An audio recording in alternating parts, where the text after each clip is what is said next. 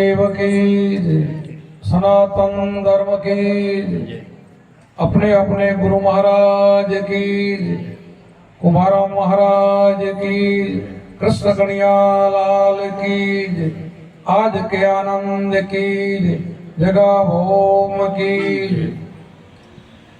આજે ઉગેડી ગામને આંગણે એ કાનાભાઈ આપણાને બધાને પ્રેમથી સત્સંગીઓ ભાઈ બહેનોને બોલાવ્યા અને દૂર દૂરથી જેટલા હરિભક્તો સંતો આવ્યા એને બધાને મારા દિલથી પ્રેમથી જય ગુરુ મહારાજને જય ગુરુ મહારાજ।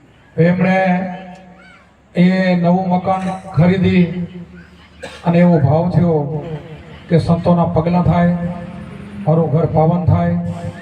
પોતે ઉપદેશિક છે, આત્મજ્ઞાની તો છે જ, પણ એમને દરેકને એવું હોય કે આપણા માટે વધારેમાં વધારે મહત્વ હોય તો પોતાના ગુરુ હોય છે કે ગુરુ આવે એની અંદર પગલાં કરી જાય એટલે આપણા બધાએ સંશયો દૂર થઈ જાય।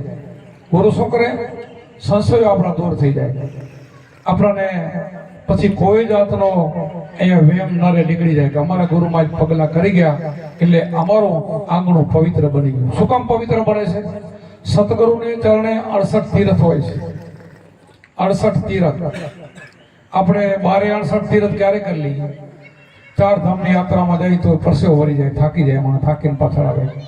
આ 68 તીર્થ સતગુરુને ચરણે, અને એ આપણે આંગણે આવે અને પગલાં કરી જાય, દર્શન કરે અને આપણે આગે જમે, સંતો જમે ને, મોટું પુણ્ય છે।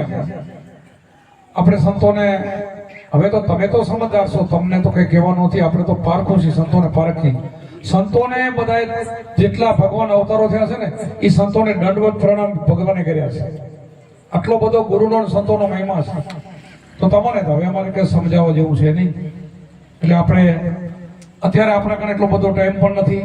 રાત્રે આપણે ભજન સત્સંગ બધા જ ભાઈઓ વાણી સંભળાવશે, સત્સંગ સંભળાવશે, પણ તો થોડા આશીર્વચન મારે દેવા માટે ભાઈઓનો બધાનો આગ્રહ થયો એટલે કે થોડોક 5 મિનિટ બાપુ સત્સંગ લઈ લ્યો। નહીતર શું સત્સંગ આપણે કરવા મળી જાય, અહીંયા કલાક નીકળી જાય તો જમણવાની તૈયારી હોય, પછી જમવાનું થોડુંક મોડું થાય તો અત્યારે એવો સમય છે થોડોક ગરમીનો, મચ્છરને માખને થાય, તેના કરતાં આપણો બધો સમાગમ આવ્યો છે સંતોનો, એ બધો પ્રસાદ લઈ લે પછી આપણે વાણી સત્સંગ ઘણો બધો કરશું।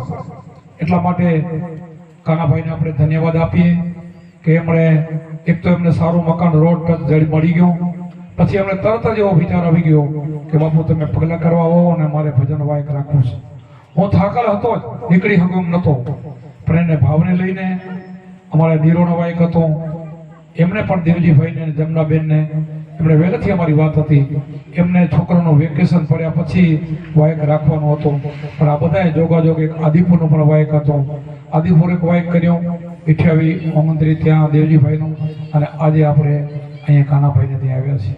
અને આમાં ઘણો સંઘ તો અમારો 3 ત્યાં ભેગો જ છે, એટલે પહેલા દિવસે આદિપુર તો ઘણી સંખ્યા હોય, બધા સત્સંગીઓ દૂર દૂરથી નજીકનો આવ્યા હતા, પછી અહીંયા પણ લીરોણા સુધી પહોંચ્યા। પ્રત્યાનો એક સમય ખેડૂતોના માટે એવો આલી રહ્યો છે, બધાને કામ સામે નજર જાય એટલે અમુક ભાઈઓ ત્યાંથી પછી ઘણા નીકળી પણ ગયા છે અને ઘણા ભાઈઓ હિંમત કરીને અહીં આવી ગયા છે। અને અમારે હાજર ભગત પાછા અત્યારે નવેસરી પહોંચી ગયા છે, અમુક ગયા તો અમુક આવે પણ ખરા। એટલા માટે આપણે ખૂબ ખૂબ સત્સંગ કરશું, ખૂબ આનંદ કરશું અને ખૂબ વાણીનો વિલાસ કરીશું। એટલે અત્યારે હું મારો સત્સંગ ઘણો નહીં લઉં, રાતે લઈશ।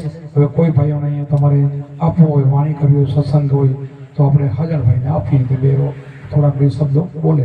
બોલો સત્ય ગુરુદેવ કી જય।